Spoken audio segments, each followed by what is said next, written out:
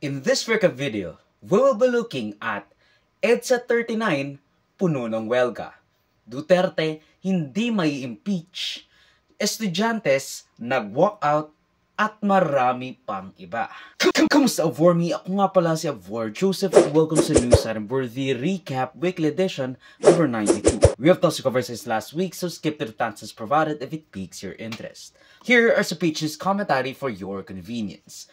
39 ng EDSA na puno ng welga. Last year, 2023, naglabas ng statement ang mga Marcos saying na nakikisa sila sa komemorasyon ng panahon kung saan ang Pilipinas ay napaka-polarized, where politics divided us. Never mind the fact na ang pamilya nila ang pinatalisik sa pwesto at binuwag ang diktadurya ng kanyang pangalan. And we didn't bat an eye. Kasi ginawa ni Digong na holiday ang Pebrero 25 a year prior. Now, last year, February 25, 2024, hindi dineklarang non-working holiday dahil sa linggo raw tumapat. Parang wala rin daw kung gagawin niyang non-working holiday yon.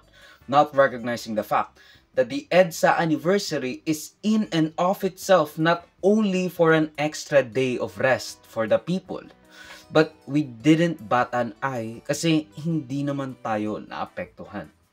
Last year again, August 21, the death of Ninoy Aquino. Dinelay ng ilang araw ang selebrasyon ng pagkamatay ni Ninoy Aquino. Natuwa ang masa dahil humaba pa ang long weekend nila. And we didn't bat an eye. Hindi nagsalita kasi deserve nila yung 5 araw na tuloy-tuloy na pahinga. Diba?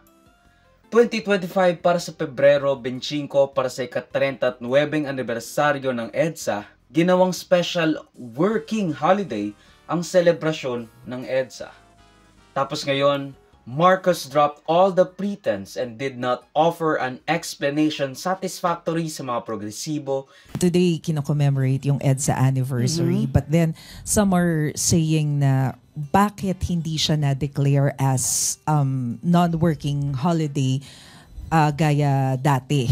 May we know the wisdom of Malacanang, bakit idiniretso from since I think 2023, hindi na siya na-declare as non-working holiday. Yes, as of now, February 25 is declared a special working day, and I think it is the prerogative of the President. And when we say special working day, still, there is encouragement to people to commemorate, to join any event, and it will not hinder any activity to commemorate the EDSA People Power. But isn't this an effort, ma'am, from Malacanang para kasi yung mga critics sinasabi na gusto nang burahin yung part na to ng history ng bansa? Okay, again, yan na naman ay kanilang mga opinion sa mga balak na tumuligsa. And in all realities, most of the Filipino people still did not bat an eye. Kasi, mga Dilawan, Pinglawan at komunista lang naman ang magagalit kung hindi gagawing non-working holiday ang EDSA Revolution. Pero, kailan ba tayo magigising? Do we really ought to accept yung rason na ibinigay ni BBM? Na, kahit hindi naman or kahit hindi raw siya non-working holiday, sinabi pa rin naman sa statement ng Malacanang na, mag-reflect sa event na yon. Paano makakapag-reflect ang sambayan ng Pilipino kung sila'y nasa trabaho, nakikipagsiksikan sa MRT, LRT, bus, jeep, mga kuliglig, and whatever? When is it all enough? Tapos sa mga nagwewelga para sa tamang komemorasyon ng isang bloodless historic revolution ay nire-red tag ng gobyerno, hinaharas, at sinusundan-sundan. Malakas na naging pushback ng mga grupo ng kabataan, nasa laylayan at progresibo sa pagdeklara ni Marcos na working holiday ang selebrasyon ng EDSA. Nauna sa mga nagsuspende ng kanilang mga pasok ay ang mga universidad, kolehiyo at eskwelahang katoliko para ipagdiwang ang People Power Revolution kung saan naging malaki ang impluwensya ng simbahang katoliko, pari at madre sa pagmobilisa ng mga Pilipino para magmarsa para ibalik ang demokrasya sa bansa. And they're probably thinking, Sana ganun na lang ulit yung malakas ang impluwensya naming mga pare sa Pilipinas. Kasi again, si Cardinal Sin ang nag-call on to justice or nag-call on to the Filipino Catholic faithfuls para magmarcha laban sa diktadurang Marcos. Nang marami ring sumunod na universidad sa mga suspensyon ng klase sa Pilipinas, even state universities like UP and TUP among others. Nag-stage rin ang walkout ang mga estudyante ng mga state universities tulad ng PUP, Cavite State University, WVSU or West Visayas State University at BULSU. Even yata yung UP Tacloban, I'm not sure. Sa kalagitnaan ng kanilang klase, protesta ang hindi pagsuspindi ng administrasyon ng kanilang eskwelahan bilang isang uri ng historical revisionism at erasure sa mata ng kabataan na nagkaroon ng malaking papel, lalo na sa kanilang mga kaedad, noon sa pagpapatalsik sa mga Marcos sa ating bansa. Nagsagawa rin ng kilos protesta ang mga grupong pesante, manggagawa, estudyante at marami pang iba para gulitain ang EDSA People Power Revolution sa EDSA Shrine. Now, I don't wanna be here at mag-live up dahil sa patuloy na pag-iisip ng paraan ni BBM para tanggalin sa isip ng kabataan at ng basically the whole Filipino populace ang EDSA People Power na nagpalayas sa kanyang pamilya sa Malacanang. Alam ko namang kapag masyado kong itinaas ang EDSA, like venerate ko siya masyado, like in the pedestal or on the pedestal, sasabihin nyo, ako'y dilawan o kaya may pink lawan o kaya mga komunista. It's a dilemma or trilemma, I guess, of sort dahil kapag ayun na ang nasa isip ng tao, hindi na sila makikinig, hindi na nila tayo pakikinggan. Kaya we have to walk a tightrope para lang hindi tayo isyan ng mga supporters ng kung sino man ang ating binabatikos. Ulit-ulit ko itong sinasabi. Huwag tayong magalit sa mga nagwewelga o nagsistrike, lalo na kung ang kanilang ipinaglalaban ay tayo rin. Hindi man natin maisip kung paano makakatulong yung lagi nilang pagpuprotesta, pero tandaan natin, tingnan ang larger picture. Think about the bigger picture. Kung ano ang epekto ng kanilang pinaglalaban sa kanila, sa'yo at sa mga susunod pang henerasyon. Dahil I will assure you that etong mga inconvenience is something that you would benefit and all of your progenitors to come. Ayan ang gusto ng mga Burgis. Ang maglaban ang mga dapat ay nakikipagkapatiran at nagtutulungan, nag-uunawaan at nagsasamahan. Ayan ang hindi nila makakayang buwagin at lampasan. Kaya hanggang maaga pa, divide et impera, divide and conquer. Pag-awayin mo yung mga dapat magkakampi. And they're doing a fantastic job. Update sa impeachment ni Duterte. Nandito na naman tayo. We are once again discussing the impeachment of the mother of Fergus, Farkel, and Felicia. Now, alam naman nating marami ng mga grupong gustong masunod ang konstitusyon at wording nito. In the case of impeachment of Sara without an H, Duterte.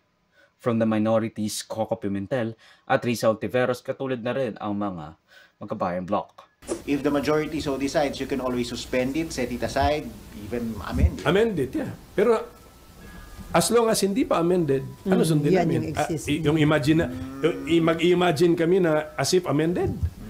Dito muna tayo sa wording of the existing, di ba? Kung how it is written, dito tayo. So all of this taken into consideration, ayaw nila gawin yan ng majority. So ibig sabihin, it stands to reason, ayaw nila na impeachment.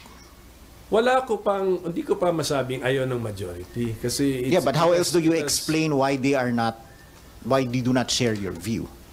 Baka yung attention nila nga nasa iba. That's where we're now focusing on this matter. So, and then so that the Senate President can focus every senator's attention on this matter, magpatawag na siya ng caucus. Sir, do you intend to talk to SP about that? Yeah. Kakusapin niyo sa SP? Kakusapin ko sa SP. Sulatan ko pa siya. Sulatan niyo ulit? Sulatan ko ulit. Para siguradong in writing. hindi naman sa malamig, pero parang si Senate President Francis Escudero, parang naispan na gawin ko after the election. Kayo po, bilang senador po, ano reaction? Well, bilang senador at kapag nahinog ang isang impeachment process, magiging isang senator judge, ay dapat manatiling neutral o impartial. Pero nakikiisa ako dun sa sulat na inilabas ng aking minority leader na si Senator Coco Pimentel na sa kanyang pag-intindi sa konstitusyon ay malinaw ang utos sa amin na once matransmit sa amin ang articles of impeachment tulad ng nangyari ay agad po kaming mag-convene. And I'm sure si Attorney Chel bilang abogado ay may opinion din dyan. With even the Pinks, Dilawans, anti-Dutertes turning against Bam Aquino dahil sinabi niyang hindi importante sa ating mga kababayan ang impeachment ni Duterte, insisting na hindi siya magiging opposition o administration candidate, kundi isang independent, while being endorsed by Riz Santiveros, a prominent opposition senator. Lagay ko yung impeachment, mahalaga siya sa mga partido, mahalaga siya sa mga politiko, pero pagdating sa taong bayan, ang hinahanap pa rin nila, yung mga taong magtatrabaho para sa kanila, yung mga issue na mahalaga sa kanilang pamilya at mahalaga sa kanilang pang-araw-araw na buhay. Well, I've already said, it seems like pag umabot na tayo sa Senate, we will be a judge. At siguro yung nararapat na gawin ay maging fair, tingnan yung ebidensya, huwag kumiling sa kahit anumang partido. At siguro nga, maganda na may mga independent dun sa Senado. No? Kasi ang nangyayari, kapag may partido ka na, parang nag-prejudge ka na eh. Diba? Pero yung independent, kaya talaga tingnan yung ebidensya, kaya tingnan kung ipapresent ng prosecution siya ka ng defense, gagawa ng desisyon base sa ebidensya, hindi base lang sa politika o base lang sa kaibigan. So, maybe with this impeachment, maganda nga na may mga independent senators tayo. To which, as previously said in, I kind of agreed at may vindication pa nga sa sinabi ko dahil totoong family squabbles lang ito and the Marcoses and Romualdeses would have not cared for the millions to potentially billions of pesos in confidential funds kung hindi lang masyadong maaga naghahangad si Duterte na sirain ang unity ng mga Marcos para tumakbo sa 2028.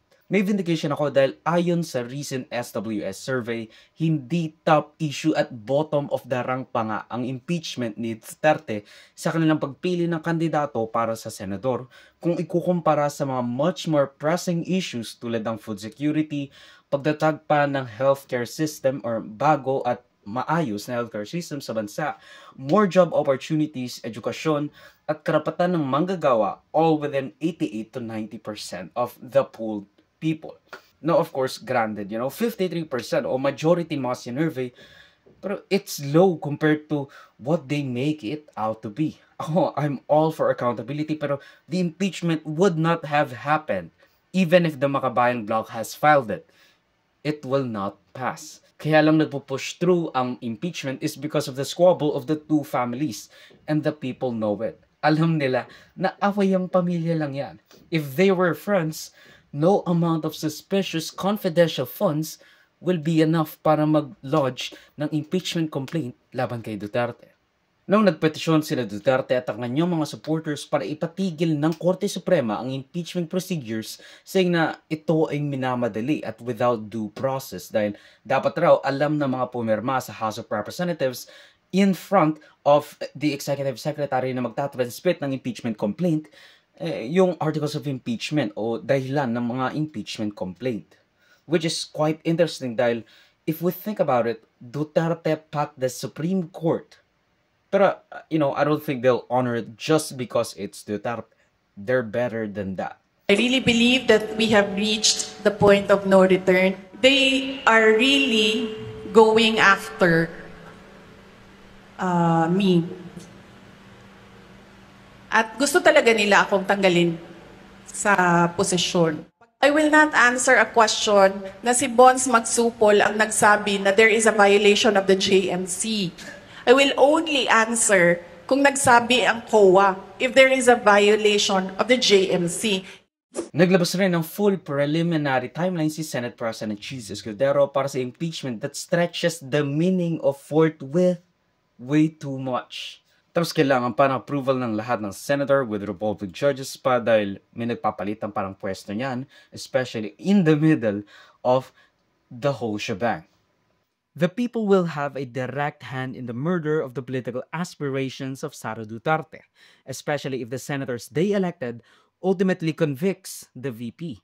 Kailangang malaman ng masa na nasa kanila nakalaan ang magiging itsura ng ating sistemang politikal in the years to come. Whether we ought to support the PDP Laban candidates who will most likely vote no against conviction, the progressive and makabayan candidates, or the Bagong Pilipinas slate. Ultimately, the senators must remain impartial and vote with their conscience or review the arguments and evidence and convict if it is all beyond reasonable doubt. Ang 2025 midterm elections ay hindi lang magiging barometer ng performance at suporta ng tao sa incumbent na mayorya, which is what usually is the 2025 or any midterm elections sa Senado. And again, Kongreso. Magiging sintensya rin ang 2025 midterm elections sa mga Duterte sa larangan ng politika o kaya na may preserbasyon ng kanilang impluensya at dignidad sa mata ng masa. Unless it, bites Marcoses in their butts. At yan pagtapos ng News at Worthy Recap Weekly Edition for roughly the 4th week of February 2025. Mag-switch to more topics and our questions to the balitas if you feel I must present them in any way. Sana mas panonood ba ka pa for me, like, subscribe, follow my links and socials and avoid Joseph that will be linked down below. Sa susunod muli, of course, paalam.